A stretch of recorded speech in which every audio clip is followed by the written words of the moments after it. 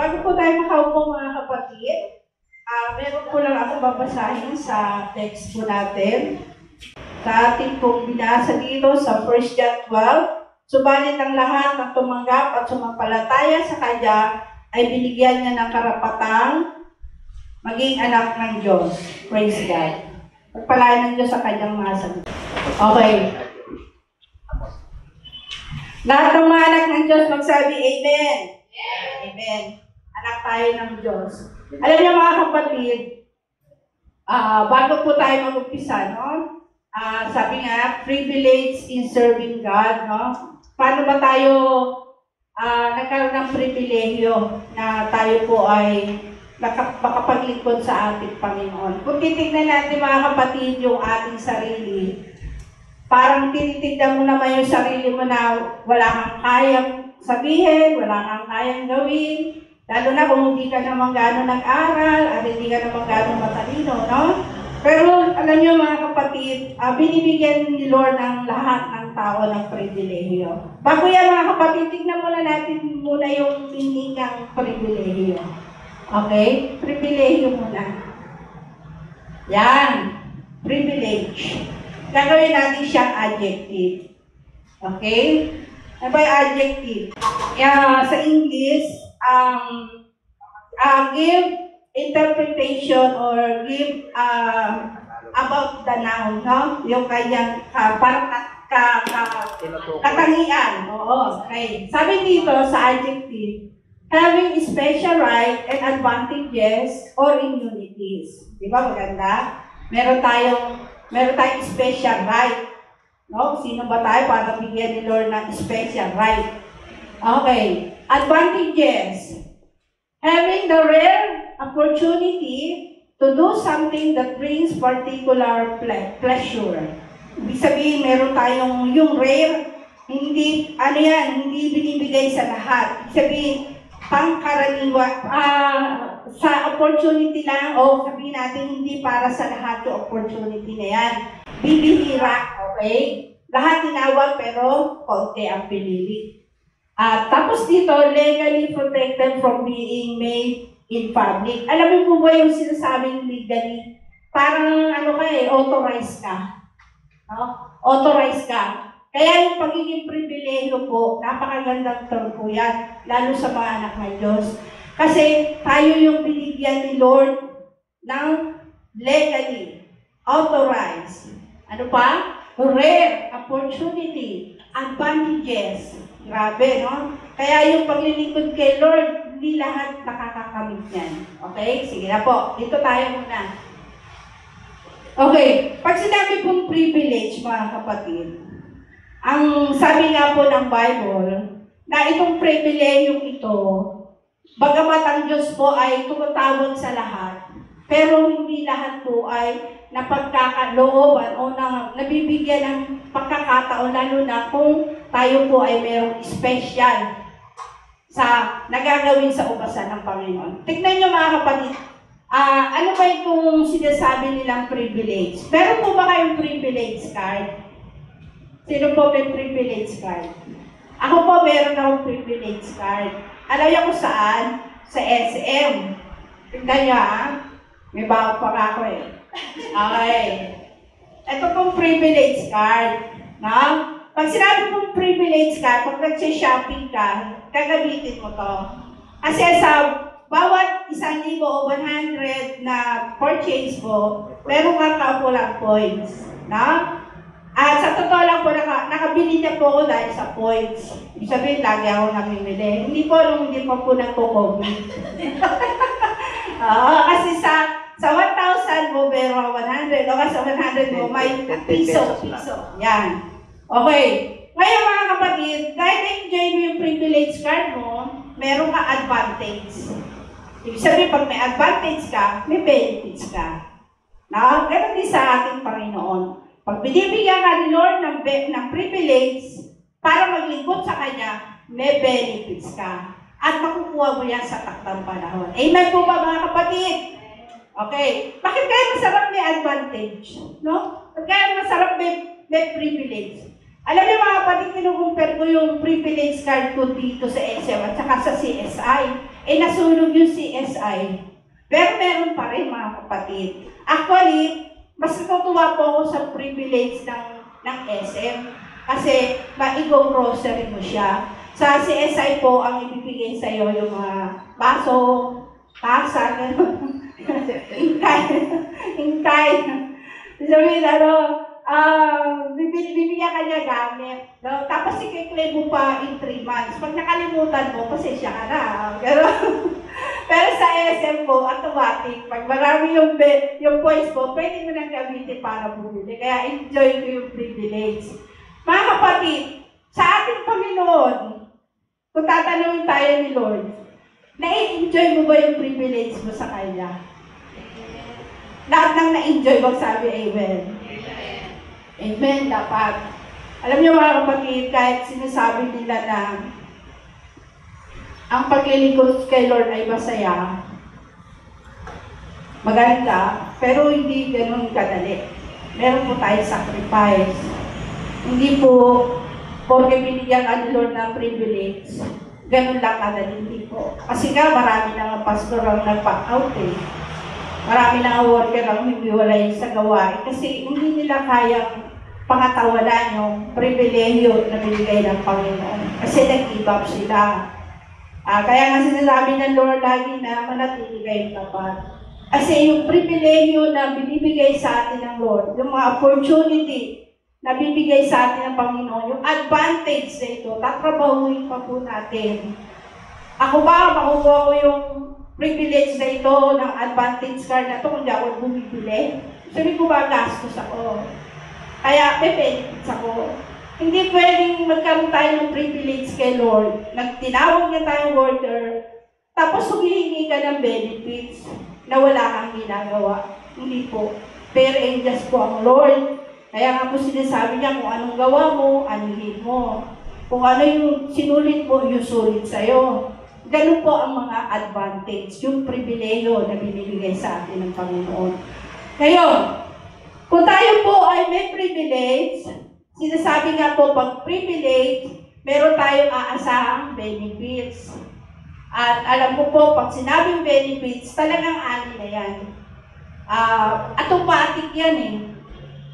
Lalo na po kung tuloy-tuloy yung paglilingkod mo kay Lord, automatic po yan na meron po tayong benefits. No?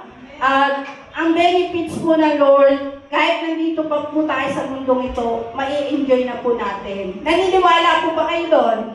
Amen. Maraming benefits po ang Panginoon. Ngayon na nga lang mga kapatid eh. No? Ano yung benefits natin ngayon sa ating ginagawa?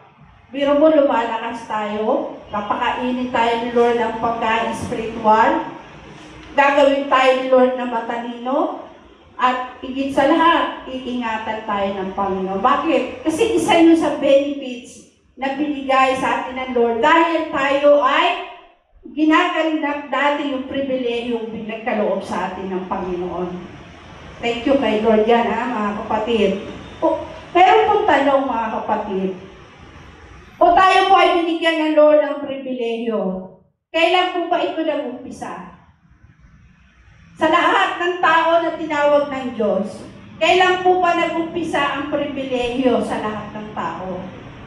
Totoo po yan, mga kapatid. Dapat tinanong natin, bakit ba tayo binigyan ni Lord ng pribilehyo? Kailan ba ito nag-umpisa? Tignan po natin yung binasa natin text, mga kapatid. Subalit ang lahat ng tumanggap at sumampalataya sa Kanya ay binigyan niya ng, ano daw? Karapatan.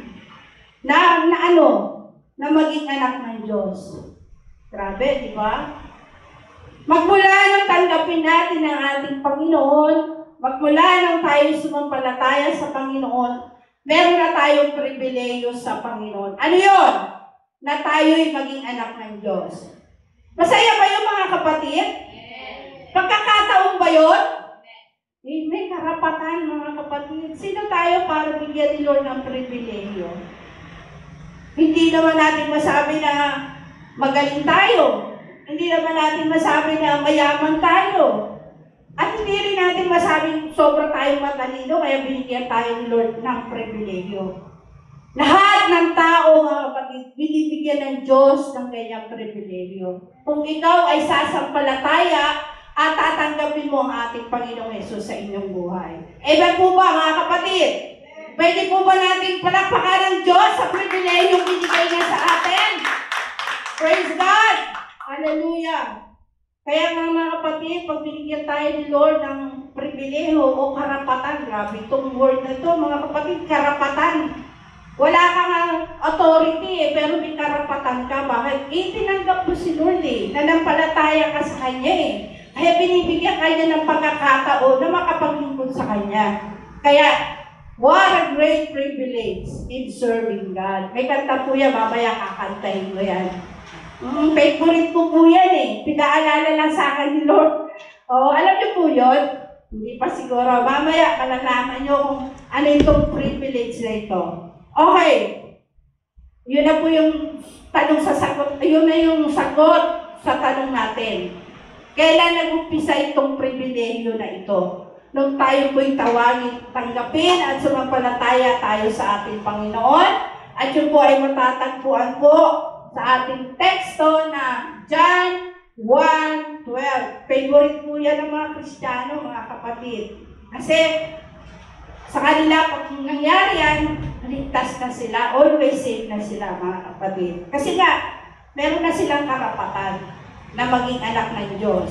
Kasi mga kapatid, hindi lahat anak ng Diyos Kasi may anak din ng Diablo. Kaya pag yung bagay niya ay binigay sa iyo ng Lord, ano yung awarding?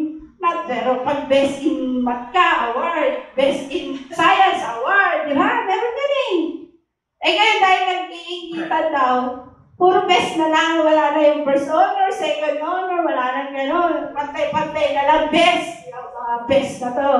Pero sa Lord, maraming benefits, may awarding sa heaven, mga kapatid, no? Una-una, bibihisan niya tayo. Bibihisan niya tayo ng white robe, yung garments of praise. Yan. Kaya kailangan marunong tayo nagpupuri kay Lord, Baka dito lang, at tamad-tamad mo magpuri kay God, hindi ka mo lang mga taas. Nagpapagod ka. Ano pa? Gagawin mo doon. Kailangan meron kang garments of praise, meron kang sing unto the Lord, a new song, meron kang baong-baong papuri kay Lord. Baka hindi mo masabi, hallelujah, praise the Lord. Nahihiya ka. Hindi dapat ganon. Anak na tayo ng Diyos, Ang matindi, mga kapatid, yung may recognition. Alam niyo, sabi niya, meron daw 5 crown. 5 klase ng corona. 5 crowns in heaven. Ano-ano po yan? 5 crowns in heaven. Pipili ka kung ano dito sa'yo, Una-unang crown daw, yung crown of life. Ano yung crown of life? Pangalawa daw, merong crown of righteousness. Matuwid ka, yun ang crown mo. Yung crown of life, hanggang tawagin ka na Lord, yung buhay mo nakalaan sa Kanya. Ano ba po? Crown of glory. Naglilingkod ka kay Lord. Lahat ng kapurihan, ibinabalik mo sa Kanya. Kahit maraming hadlang, nagpapatuloy ka. Yun ang crown of glory. Pang-apat po, uncorruptible crown. Yung crown na hindi nasisira. Sabihin, hindi mo siya pinagpalit sa anumang bagay. Yung mga corruptibles na bagay, hindi mo pinagpalit. Pagkos hinangad mo yun, ang uncorruptible crown. Grabe, na? Tapos yung crown of rejoicing. Kung lagi kang masaya naglilingkod kay Lord, may crown ka. Kaya lahat ng ating paglilingkod, mahirap man, may sacrifice man, meron kang pag-aabono man, gastos man, nagre-rejoice ka pa rin. Yun ay para sa'yo. Crown of rejoicing. Kahit may sakit ka, na-hospital ka na, sabihin mo, nawawalan ka na ng pag-asa, pero masaya ka pa rin, may crown of rejoicing ka kay Lord. Amen? Kahit may edad ka na, kahit masakit na yung tuhod mo pumunta sa church, kahit na yung balakang mo, masakit na, nirarayo pa ka na, pero nilingkod ka pa rin. Mahirap! pero may crown of rejoicing ka, okay lang. Amen? Praise the Lord! Hallelujah! Amen. At sa katapos-tapusan, kakantahan ko na kayo. Sabi niya, pakapal ko talaga yung face ni Pastora. Hindi po. Sinasamantala ko lang kasi pribileyo nga, di ba? Okay, paano papagandahin ni Lord yung boses ko kung di ako kumakanta para sa Kanya? Ha? Pakiramdam ko, pag umaawit ako kay Lord, parang kasama ko yung mga anghel eh. Kasi tumataas yung boses ko. Oo, lang yung boses ko, bass eh. Nagiging tenor, saka soprano, pag kumakanta ako ng hallelujah. Kahit sumasabit-sabit pa, pag naramdaman ko yung nila, parang pakiramdam ko, soprano yung boses ko eh. Pero ganun talaga, mga kapatid. Kasi privilege eh. No? Meron bang privilege na hindi masaya? Masaya. Kahit akala nila, hirap na hirap, hindi nila alam, ang saya-saya mo. Kasi, kasama mo si Lord eh. Okay? Kaya, kakanta ko na si Lord. This song is hardly dedicated to the Lord. Our God, our Savior. Noong bagong Christian po ako, narinig ko doon sa aming church, na, yung binihim na namin. Kaya, ko to, natatandaan ko to. Natanda na ako, pero naalala ko pa eh. 40 years na ata yun. Pero okay pa rin. What a great privilege I have in serving the Lord. The love that took place within my heart has never grown. Every day sweeter and sweeter, sweeter and sweeter, really wonderful. What a great privilege I have in serving the Lord. Amen. To God be the glory.